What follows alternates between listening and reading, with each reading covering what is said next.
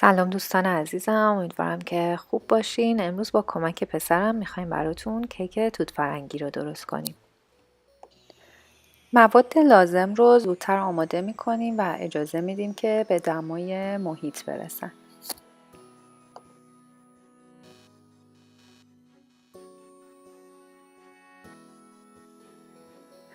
فرمون رو با دمای 350 درجه فارنهایت یا 180 درجه سانتیگراد گرم میکنیم و یک قالب تقریبا به قطر 20 سانتی رو هم چرب میکنیم. همه مواد خشکی رو که داریم به غیر از شکر با هم مخلوط میکنیم. آرد، بیکینگ پودر و نمک رو یکم با هم میزنیم.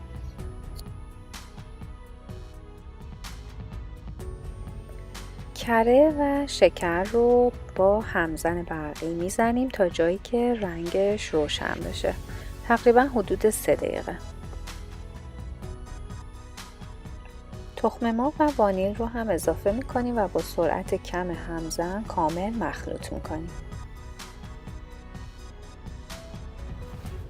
بعد آرد و شیر رو توی چند مرحله به مواد اضافه میکنیم و با سرعت پایین مخلوط میکنیم تا کامل با هم ترکیب بشن.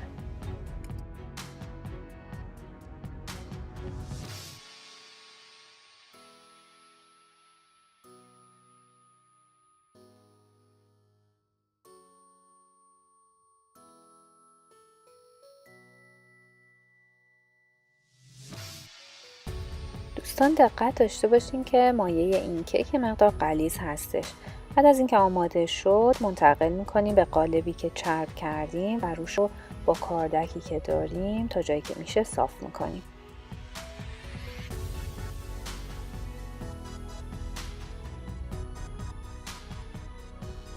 توت فرنگی‌هایی رو که از قبل سرش رو کندیم و نصف کردیم روی کیک میچینیم.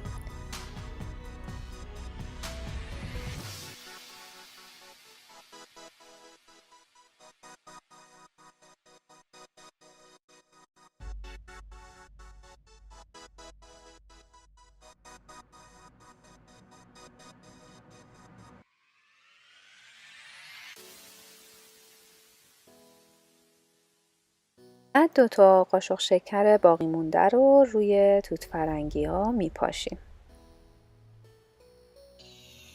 بعد منتقل میکنیم به فر 350 درجه فارنهایت یا 180 درجه سانتیگرادی که از قبل گرم کردیم به مدت 10 دقیقه. بعد از 10 دقیقه دما رو کاهش میدیم به 325 درجه فارنهایت یا 160 درجه سانتیگراد و اجازه میدیم تقریبا حدود 1 ساعت داخل فر بمونه.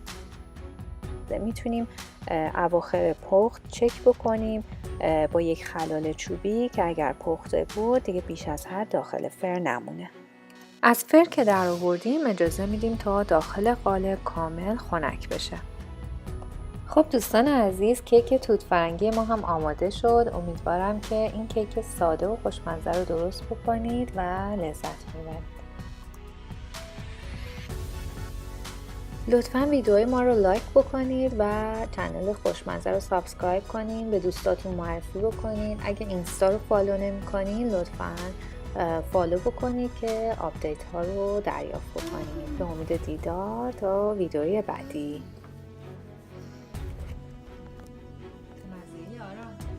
خوبه